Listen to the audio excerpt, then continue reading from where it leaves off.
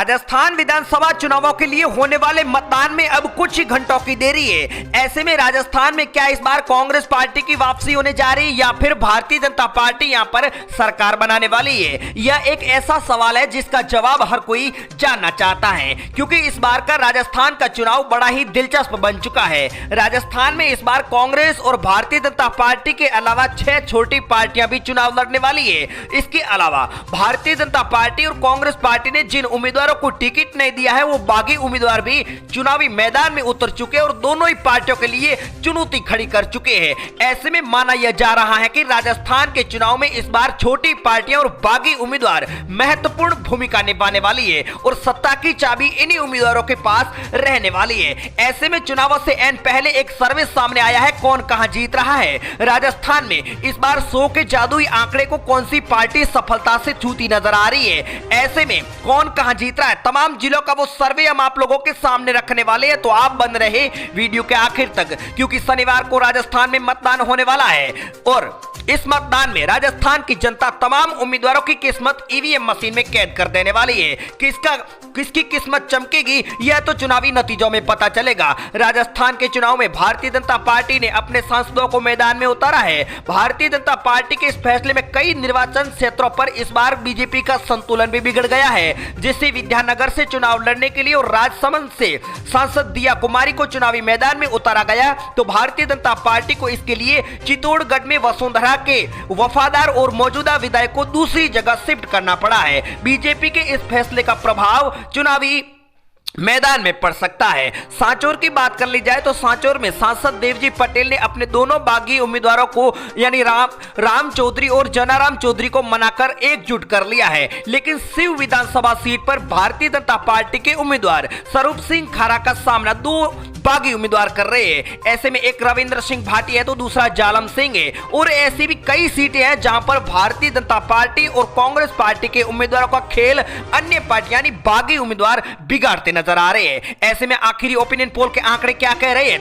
तो बने रहे आप वीडियो के लास्ट तक। और पहली बार चैनल पर विजिट किया है तो करेक्ट न्यूज यूट्यूब चैनल को सब्सक्राइब जरूर कर दें। और आप राजस्थान की कौन सी विधानसभा सीट से वीडियो देख रहे हैं और आपके क्षेत्र में कौन जीत रहा, आप कमेंट करके अपनी राय हमें जरूर दे। बाड़मेर जिले की बात कर ली जाए तो यहां पर 7 विधानसभा की सीटें हैं। इस बार के चुनाव में यहां पर भयंकर उलटफेर देखने को मिल रहा है। बीजेपी को 1 सीट मिल रही है, कांग्रेस पार्टी को 4 सीटें जा सकती है, 1 सीट आरएलपी पार्टी को मिल सकती है, तो एक उम्मीदवार यहां पर निर्दलीय को भी जीत दर्ज होती हुई बताई जा रही है। जोधपुर की अगर बात कर ली जाए तो यहां पर 10 विधानसभा की सीटें हैं। 2023 के चुनाव में यहां पर भी उलटफेर देखने को मिल रहा है। बीजेपी को 4, कांग्रेस पार्टी को 4, 2 सीटें यहां पर आरएलपी पार्टी के खाते में भी जा सकती है। नागौर की बात कर ली जाए तो 10 विधानसभा की सीटें, भाजपा को 4, कांग्रेस पार्टी को 3, और यह नागौर जहां पर जाटों का वर्चस्व बहुत ही ज्यादा बताया जा रहा है, यहां पर आरएलपी पार्टी को 3 सीटें मिल सकती है। अगली बात अगर जैसलमेर की कर ली जाए तो यहां पर 2 विधानसभा की सीटें और कांग्रेस का सबसे मजबूत गढ़ बताया जा रहा है,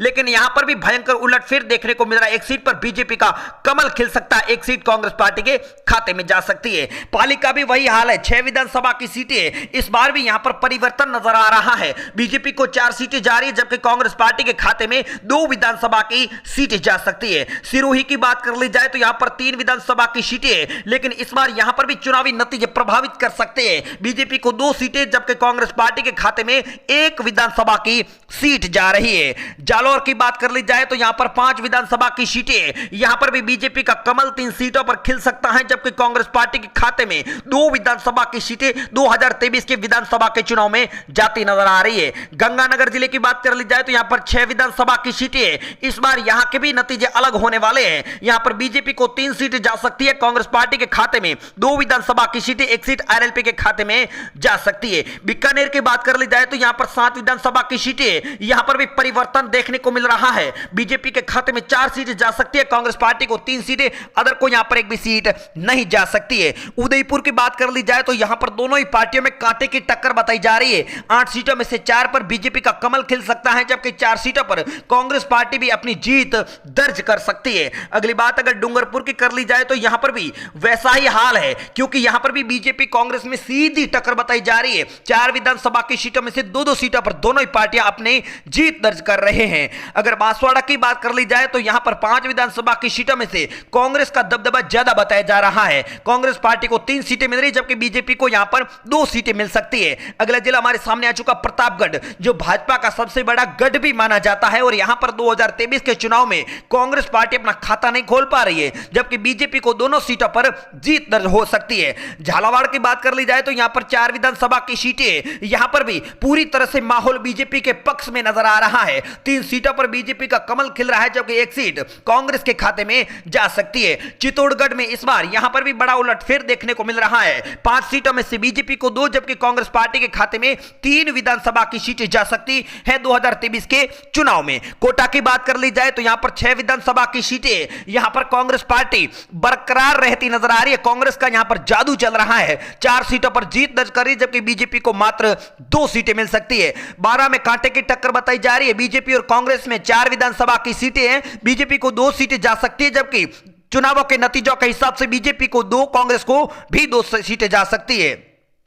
सवाई माधोपुर की बात कर ली जाए तो यहां पर 4 विधानसभा की सीटें, यहां पर पूरा माहौल कांग्रेस पार्टी के पक्ष में नजर आ रहा है। 3 सीटों पर कांग्रेस को जीत मिल रही है, जबकि बीजेपी को मात्र 1 सीट में संतुष्ट रहना पड़ सकता है। जयपुर की बात कर ली जाए तो यहां पर सबसे ज्यादा 19 सीटें, यहां पर बीजेपी का जादू चलता नजर आ रहा है। 10 सीटों पर कमल खिल रहा है, कांग्रेस को 2 सीटें अदर उम्मीदवार के खाते में जा सकती है। करौली की बात कर ली जाए तो यहां पर 4 विधानसभा की सीटें, यहां पर कांग्रेस पार्टी का दबदबा बेहद ही ज्यादा बताया जा रहा है। 3 सीटों पर कांग्रेस को जीत मिल रही है, बीजेपी को मात्र 1 सीट मिल सकती है। बात अगर धौलपुर की कर ली जाए तो यहां पर 4 विधानसभा की सीटें, दोनों ही पार्टियों में यहां पर सीधी टक्कर बताई जा रही है। 2 सीटों पर बीजेपी तो 2 सीटें कांग्रेस पार्टी के खाते में जाती हुई नजर आ रही है। अगली बात अगर भरतपुर की कर ली जाए तो यहां पर 7 विधानसभा की सीटें, यहां पर भी कांग्रेस पार्टी पहले नंबर पर 4 विधानसभा की सीटों पर अपनी जीत दर्ज कर सकती है, तो बीजेपी को यहां पर 3 विधानसभा की सीटें मिलने वाली है। अलवर की बात कर ली जाए तो यहां पर 11 विधानसभा की सीटें, यहां पर बीजेपी कांग्रेस में सीधी टक्कर होती हुई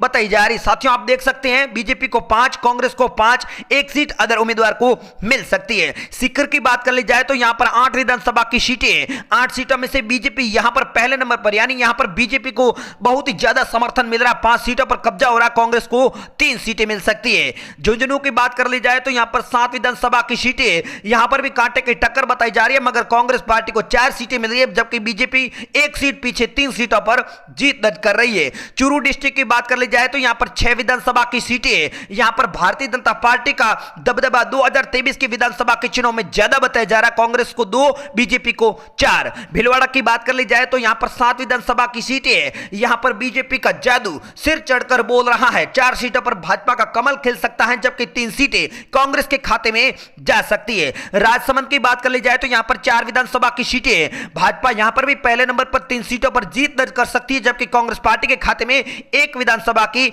सीट जा सकती है। हनुमानगढ़ की बात कर ली जाए तो यहां पर 5 विधानसभा की सीटों में से भाजपा का कमल 3 सीटों पर खिल सकता है, कांग्रेस पार्टी को 1 सीट आरएलपी के खाते में भी जा सकती है। बात अगर अजमेर की कर ली जाए तो यहां पर 8 विधानसभा की सीटें, सर्वे के नतीजों के हिसाब से भाजपा का कमल 4 सीटों पर खिल सकता है, कांग्रेस पार्टी को 3, 1 सीट अदर के खाते में भी यहां पर जा सकती है। अगली बात अगर बूंदी की कर ली जाए तो यहां पर 3 विधानसभा की सीटों में से कांग्रेस पार्टी पहले नंबर पर 2 विधानसभा की सीटों पर जीत दर्ज कर सकती है, जबकि भाजपा को यहां पर 1 सीट मिलने का अनुमान जताया जा रहा है।